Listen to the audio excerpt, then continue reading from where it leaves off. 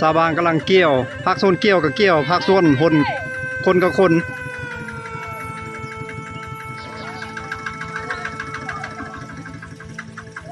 รถอีแตนกับข้าคนใช้รถอีแตนนี่เลยเยียบโอ้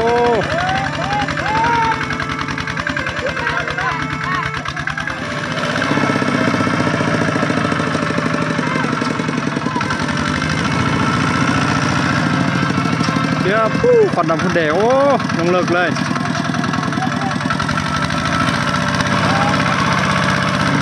โอ้สายผ่านพี่สายผ่านจุดที่เลย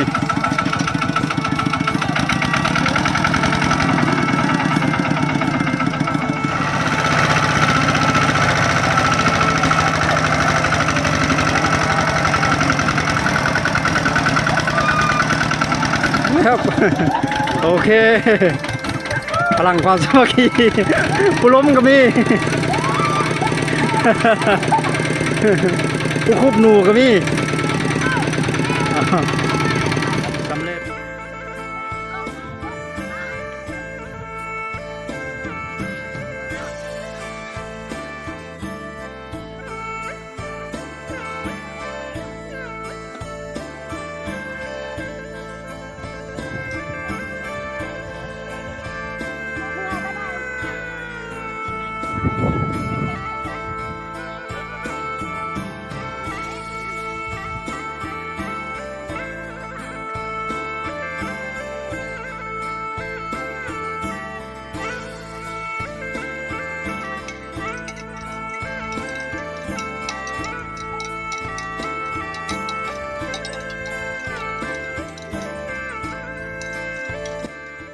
สวัสดีทุกคนตอนนี้บรัดเดินทางมาฮอดหมู่บ้านแกงคึบเมืองเซโปนแขวงสะวรรณเขตกำลังว่าจะเดินทางเข้าไปพูดแหละอยู่เมืองเขตผู้ดอยแล้วเดินทางไปเรื่อยๆทุกคนเลยตามติดวิถีชีวิตของคนวิถีลาวเด้อทุกคนเด้อวิถีลาว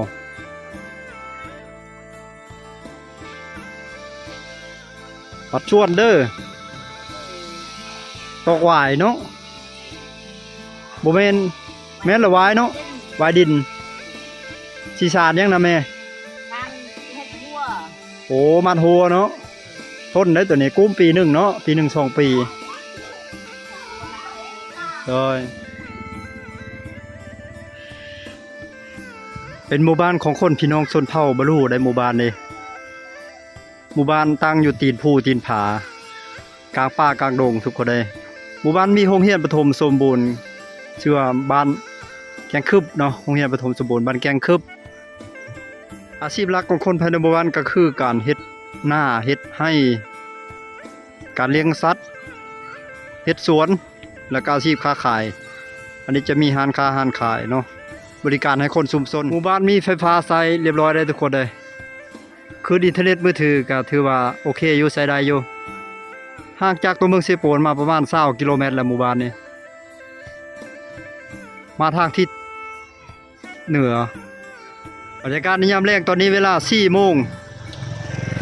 เย็น4 โมงแรงทุกคนเลยแต่ว่าช่วงนี้มันค่ำไว้มืดไว้เลย4 โมงนี่ยักมืดเลยซ้ำว่าแสงตะเวนมันมีเมฆบดบังไว้สำหรับสุขสลาถือว่าไปเข้าอยู่พุ่นแลบ้านซุมมี่คันบอกก็ไปเข้าอยู่บ้านวังหมูสุขสลาบ้านวังหมูไปเก็บเป็นใครอย่างก็ภายในหมู่บ้านในบ่มีวัดเลยพี่น้องเอ้ยส่วนหลายเขาเจ้าก็จะเฮ็ดพิธีทางศาสนาทางประเพณีประจำท้องถิ่นของเขาเจ้าเนาะเพราะเขาเจ้าบ่ได้นับถือศาสนาพุทธบ่ได้นับถือศาสนาพุทธเขาเจ้านับถือผีการเสียชีวิตหรือว่าการชาปนกิจศพได้จะใช้วิธีการฝังเลยฝังอย่างเดียวทุกคนเลยโครงการร่วมใจสายใหญ่โลมาค่ำเจาะบ่อบาดาลให้กับชุมชนได้ใช้น้ำหมู่บ้านจะมีแม่น้ำสายเซกอกไหลผ่านอยู่ได้บางคนก็ลงอาบน้ำอยู่น้ำเซซักเครื่องซักของบางคนก็มาใช้อยู่นี้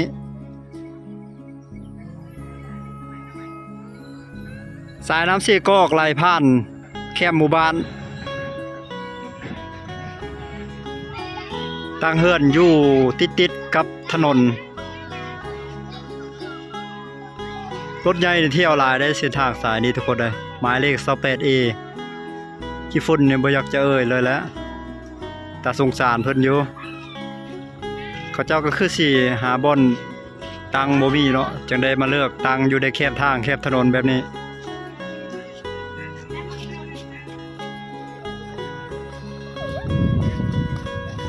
คนล่อ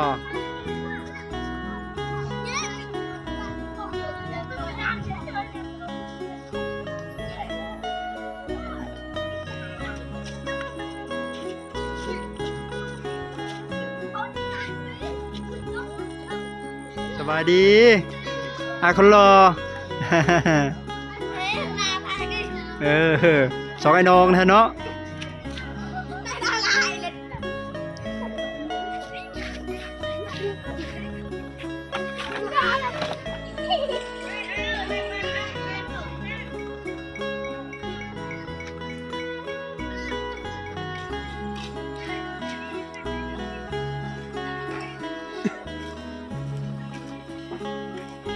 ลงซี่ไปใส่ม่องโรงเรียนประถมสมบูรณ์บ้านแกงคึบมีตั้งแต่ป .1 ฮอดป .5 ละงามเลยโรงเรียนเพิ่น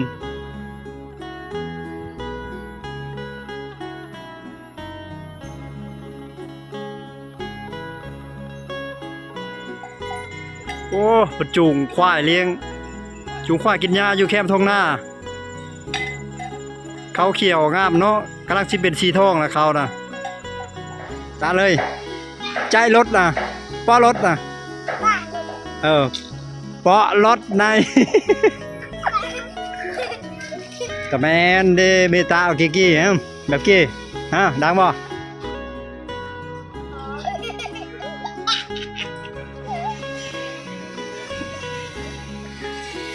กำลังมาแต่ให้แต่หน้าแต่หัวแต่ส่วนช่วงนี้ฤดูการเก็บเกี่ยวข้าวนาปีนะ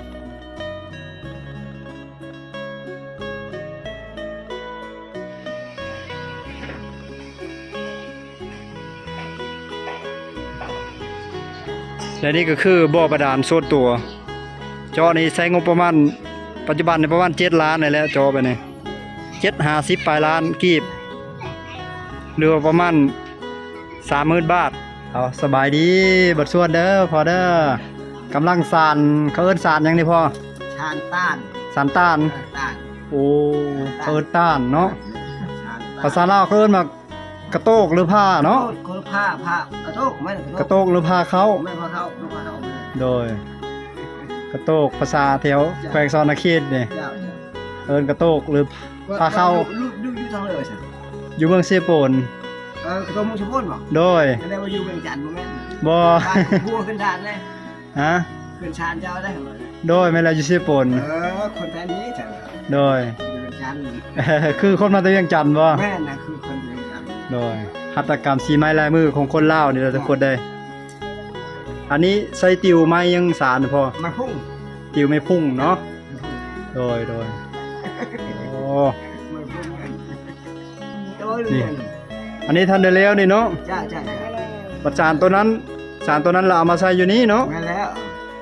โดยใช้พามันโดยกำลังใส่อะไรเขาเอิ้นว่าพื้นมันกำลังใส่พื้นมันจ้าสารพื้นมันสำเร็จแล้วก็มาใส่อยู่นี้เอาไปขายบ่นี่พ่อขายโดยโอ้พัดก็ได้โดยหลายอันแล้วเนาะหลายอันเลย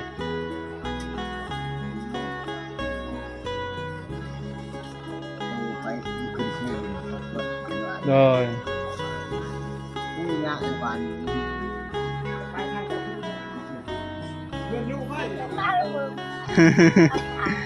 สบายดีวันชวนเด้อแม่เด้อเลยตอกสีชานยังแม่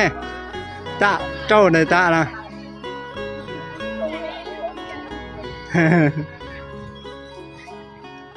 เอาจัดไปคือจะเป็นเครื่องหัตถกรรมเหล่าเกียงคักเนาะโอ้หูดเข้าบ่ใกล้ชิแล้วหรอบ่โดยได้ฟื้นเมื่อน้ำเนาะลงมาได้เทิงผู้พอได้ทุกคนอยู่เทิงผู้ก็มีเฮือนได้ทุกคนได้ไก่บ่ให้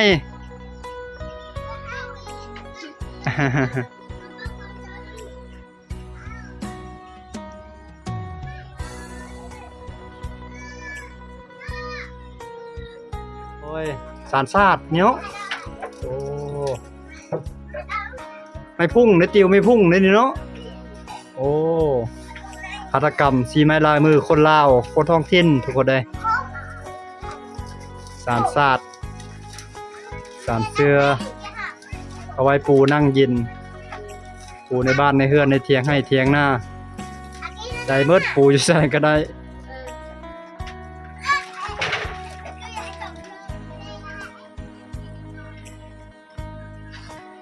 นี่คือคันไดขึ้นสู่หมู่บ้านข้างเทิงอีกอยู่ข้างเทิงจะมีอีกกลุ่มหนึ่งประมาณ 3-4 หลังคาเฮือนนี่แหละนี่เสียดายยามนี้มันมืดไวทุกคนเลยหากะ4 โมงป่ายมันมืดละภาพจากมุมสูงก็สิประมาณนี้ทุกคนเลยสามารถแนมเห็นหลังคาเฮือนของเขาเจ้าอยู่ข้างลมเส้นทางหมายเลขสเปซเอก็จะผ่านตัดผ่านกลางหมู่บ้าน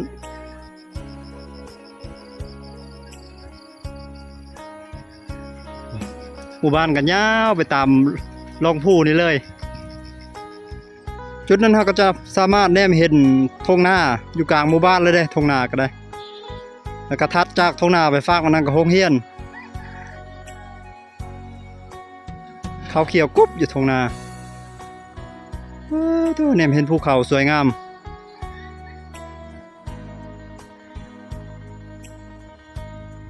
หมู่บ้านอยู่ก้นเหวเลิก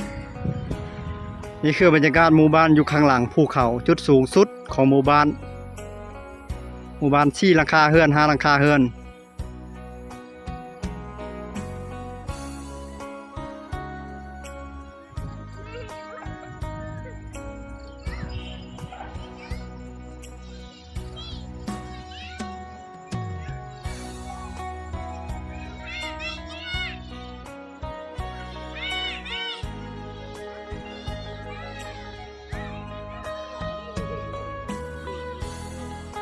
ตาเลยตากรอกๆเลย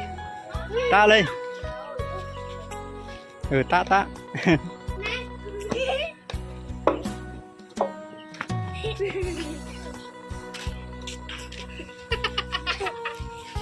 น้องๆมาหาเก็บขี้อนามัยเดินบ้านเดินอย่างโอ้เก็บขี้เก็บขยะอยู่เดินบ้านนี่โดยเก็บอนามัยเนาะครูสอนเนาะอนามัยทำความสะอาดเนาะโอ้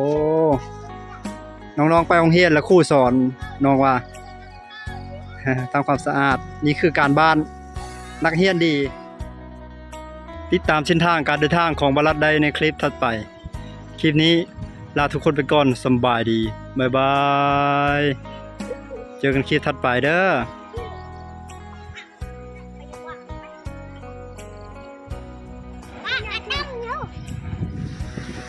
เดินทางมาฮอดเมืองวิลาบุรีตอนนี้เวลา 9 โมงเช้าทุกคนเลยฝนจะตกเลยตกแต่ประมาณว่าน่าจะประมาณบ่าย 2 บ่าย 3นี่แหละเสมอต้นเสมอปลายเลยเดี๋ยวนี้ยังบ่เช้าอยู่จักๆเลยทุกคนเลย